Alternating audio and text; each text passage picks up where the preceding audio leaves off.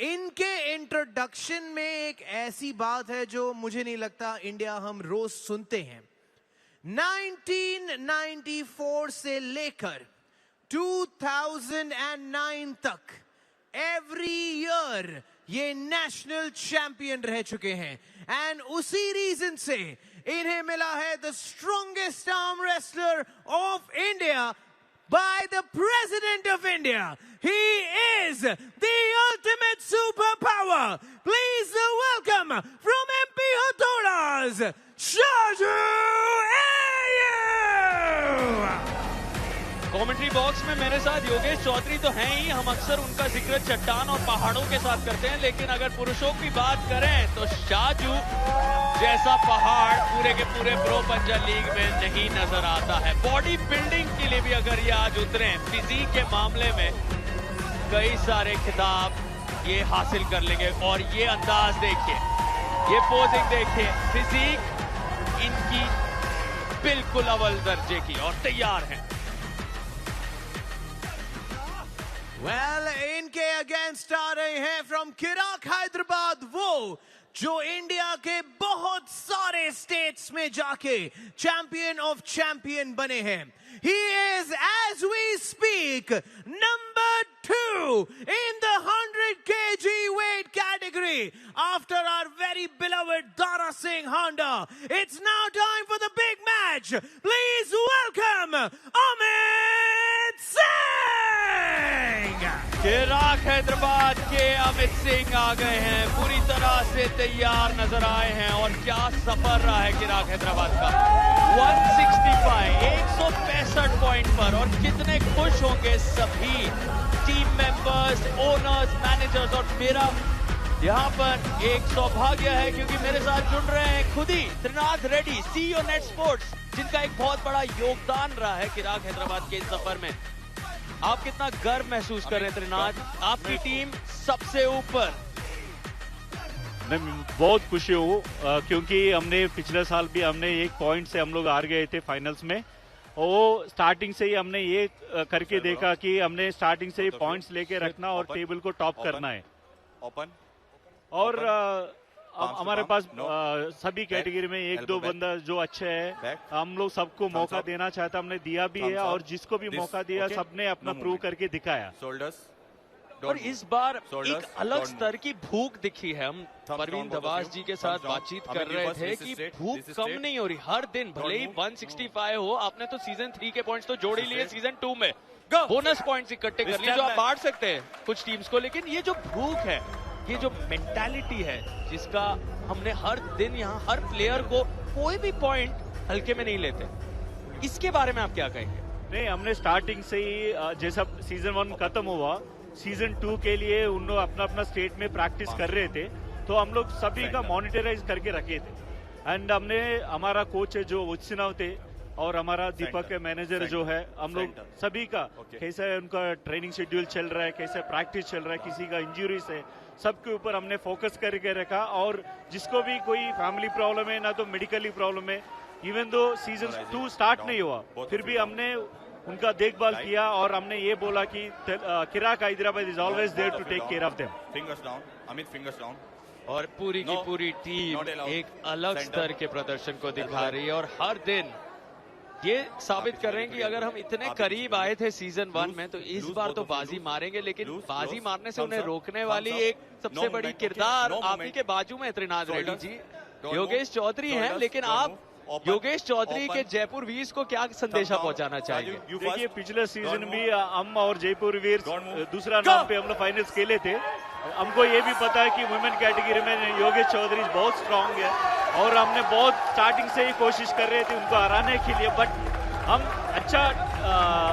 उनको अच्छा फाइट तो देंगे 101%।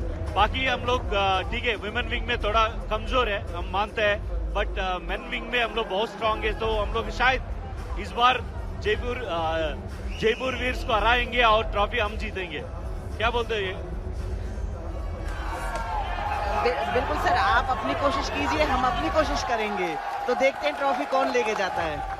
योगेश जी, आपका फाइट से हम लोग बहुत खुश रहते हैं। जब भी मैं किसी को बोलता हूँ यार, वुमेन कैटेगरी में हमने एक फीमेल एथलीट को देखा जो बुलेट के साथ एक्सरसाइज करती है आप ही हो, और डेफिनेटली पिछले सीजन 3 के लिए तो ऑक्शन होंगे, ऑक्शन में हम लोग आपके लिए फाइट करेंगे। सर बहुत बहुत धन्यवाद मेरे को इतना ज्यादा रेवो देने के लिए। बुलेट के साथ एक्सरसाइज करते इस बात को मैं और विस्तार में बताता हूँ। योगेश मजाक में स्कूटर बाइक को 2 व्हीलर्स को ऐसे उठा लेती है डंबल समझ के। सार्थक जी मेरे को ना कुछ डिफरेंट करने में ना बहुत अच्छा लगता है, मतलब मेरे को एक एडवेंचर चाहिए, और जब मुझे कुछ अलग से करने को मिले ना तो ये लगा लो कि मेरी खुशी डबल हो जाती है। एक चैलेंज जब जिंदगी में मिलता है उस चैलेंज को एक्सेप्ट करके आगे बढ़ना, जैसे अभी मेरे साथ एक अभी चैलेंज मैंने फेस किया है, बट ओवरकम आप मेरा देखना कि मैं कैसे करूंगी। कॉन्फिडेंस हो तो योगेश चौधरी जैसा यहाँ पर, लेकिन त्रिनाद आप कह रहे हैं कि हम हरा देंगे जयपुर वीर्स को, आप कॉन्फिडेंट हैं, लेकिन क्या आपको लग रहा है फिर से आप ही दोनों के बीच फाइनल लड़ा जाएगा, या रोहतक राउडी जो अभी दूसरे पायदान पर हैं वो कुछ अलग कर दिखाएंगे, वो फाइनल तक पहुंच जाएंगे? नहीं, फाइनल तो डेफिनेटली जयपुर वीर के साथ खेलेंगे, और क्योंकि पिछला साल का जो मुकाबला हुआ था उसका हम लोग चैलेंज लेके हम लोग जीतेंगे। क्या बात है, हर टीम ने अपना ऐलान किया है। कुछ दिन पहले दारा सिंह कह रहे थे चैंपियनशिप तो हमारी है, किराक हैदराबाद को 150, 160, 170 जो पॉइंट जोड़ने जोड़ ले, बात तो सेमीफाइनल और फाइनल की है, वो रोहतक राउडीज जीत जाएगा। यहाँ आप कह रहे हैं मैं रोहतक राउडीज को देख भी नहीं रहा फाइनल में, और जयपुर वीर्स कह रहे ट्रॉफी हम ले जाएंगे, और कहीं ना कहीं मुस्कुरा कर एमपी हथौड़ा कह रहे होंगे कि हमारा क्या, शेरे लुधियाना कह रहे होंगे हम शेरों को भूल रहे हो। मुंबई मसल भी शायद वो उम्मीद की किरण अभी भी जीवित रखेंगे, कुछ भी मुमकिन, क्योंकि अभी भी 4 दिन हैं। कहानी क्या बदलेगी ये देखेंगे, लेकिन अगर सीजन 1 की बात करें तो दोनों टीम्स के फाइनल्स जो हुए थे उनमें बहुत बड़ा किरदार त्रिनाद रेड्डी, आपका टीम के सपोर्ट के लिए पूरी की पूरी टीम को तैयार करने में योगेश चौधरी, विजेता टीम, मौजूदा चैंपियंस, डिफेंडिंग चैंपियंस की इतनी बड़ी हिस्सेदार, आपका जो वेट कैटेगरी था वो आपने पूरी तरह से डोमिनेट किया, लेकिन इस बार शायद कहानी बदल सकती है योगेश। सार्थक जी कहानी इस बार भी नहीं बदलेगी, अभी आप बस देखते जाओ होता क्या है। नहीं, मैं आपको सार्थक जी आपको ये बोला कि अगला सीजन जो ऑक्शन होने वाला है उसके लिए हम योगेश जी को लेंगे, क्योंकि जो हमारा फीमेल एथलीट्स है उनको ट्रेन करने के लिए भी और हमारा टीम को स्ट्रांग करने के लिए योगेश जी जैसा फीमेल एथलीट हमको चाहिए, और जो मोटिवेशन जो करती है योगेश जी वो बहुत बड़ी चीज है। सर आपने जो मेरे को इतना ज्यादा जो रिस्पेक्ट दिया ना उसके लिए दिल से धन्यवाद करती हूँ। और फिलहाल नजरें फिर से यहाँ किराक हैदराबाद वही काम करती जा रही है जिसके लिए वो मशहूर है, अमित सिंह की यहाँ एक और बार करारी जीत इस राउंड में, लेकिन कहानी अभी भी बाकी है। योगेश कैसा लगा ये प्रदर्शन? सिद्धांत जी शायद आपको ना एक चीज नहीं पता है, अमित को स्ट्रैपमैन के नाम से भी जाना जाता है। अब इसके अंदर जब मैच स्ट्रैप में हो और अमित मैच छोड़ दे तो वो चीज तो पॉसिबल होती ही नहीं है। तो अमित के साथ स्ट्रैप में आना किसी भी खिलाड़ी के लिए मैं नहीं सोचती कि वो अक्लमंदी की बात होगी। तो अमित के साथ स्ट्रैप लेना मतलब अपनी जान जोखिम में डालना, और वो भी शाजू के सामने जो खुद इतने ताकतवर शक्तिशाली खिलाड़ी हैं। और यहाँ कुल मिलाकर 8 अंक अंडरकार्ड के मुकाबलों को जोड़कर 0 पर एमपी हथौड़ाज, और पिछले 2 दिनों में जहां शेरे लुधियाना भी उम्मीद में थी कि टॉप 4 में पहुंचेंगे, उनका प्रदर्शन थोड़ा सा हिला है। अब एमपी हथौड़ाज थोड़े से डगमगा रहे हैं, लेकिन ये 2 टीम्स तय कर सकती हैं वो चौथा स्पॉट, क्योंकि 3 अब लगभग कंफर्म नजर आ रहे हैं। एक है किराक हैदराबाद, एक है जयपुर वीर्स और रोहतक राउडीज। लेकिन अब एमपी हथौड़ाज के शाजू के कंधों पर जिम्मेदारी बहुत बड़ी है त्रिनाद, क्योंकि शायद उनके इस प्रदर्शन से तय हो सकता है सेमीफाइनल स्पॉट। बेसिकली हम देख नहीं रहे कौन खेल रहा है, ओपोनेंट कौन सा टीम आ रहा है, कौन सा फ्रेंचाइजी खेल रहा है। हम लोग एक ही मकसद है कि कोई भी आए जीत के टॉप पोजीशन को ऐसे ही कंटिन्यू रखना और ट्रॉफी जीतना है, वो मकसद। हम लोग एक ही पॉइंट से आए इस बार, जयपुर वीर से पिछले सीजन जो हम हारे थे वो इस बार होगा ही नहीं। और योगेश जी आप ये याद रखिए इस बार ट्रॉफी हमारा ही है। सर मुझे ये लग रहा है कि जयपुर वीर्स को आपने मछली की आंख बना लिया है, जिसको अर्जुन देखे ही जा रहा है कि तीर वहीं पे मारना है। और देखते ही देखते मछली की आंख की तरह शाजू ने एक टक पूरे ध्यान को केंद्रित करके इस राउंड को जीत लिया है।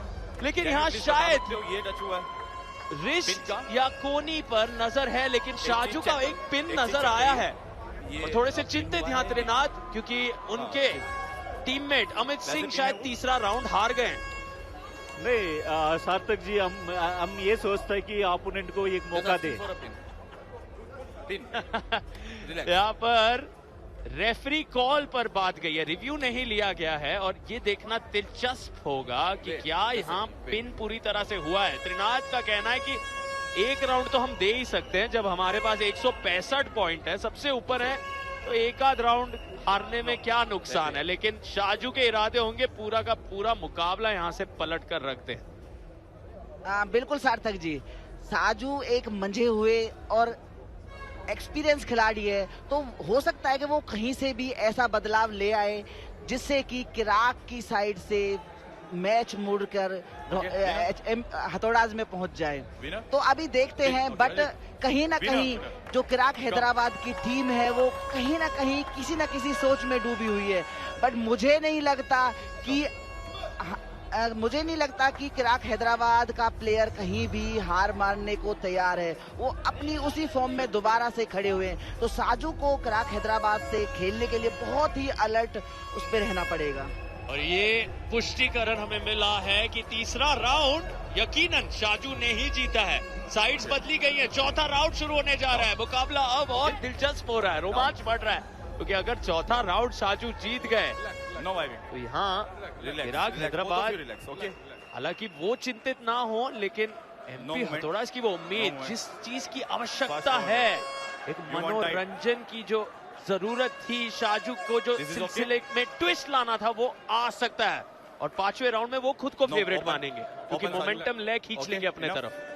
नहीं, पांचवें राउंड तक तो जाने नहीं देंगे, ये फोर्थ राउंड में ये डिसाइड कर लेगा और अमित 101% जीत लेगा। आप देखिए, Open it, thumbs up, confidence. thumbs up, Trinath Reddy CEO Net Sports Kirak Hyderabad के साथ जुड़े हुए हैं एक लंबे समय से, और यहाँ पर उनका मानना है कि अमित सिंह यहाँ ही बाजी मार लेंगे, चौथे राउंड में ही खेल को समाप्त करेंगे।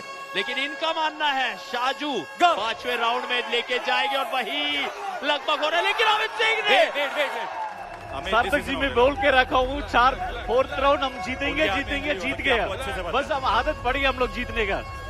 सही में आदत ही होती है जीतना, और अपनी आदत ये पक्की करते हुए हर दिन किराक हैदराबाद कहते हैं विनिंग इज अ हैबिट, और हर दिन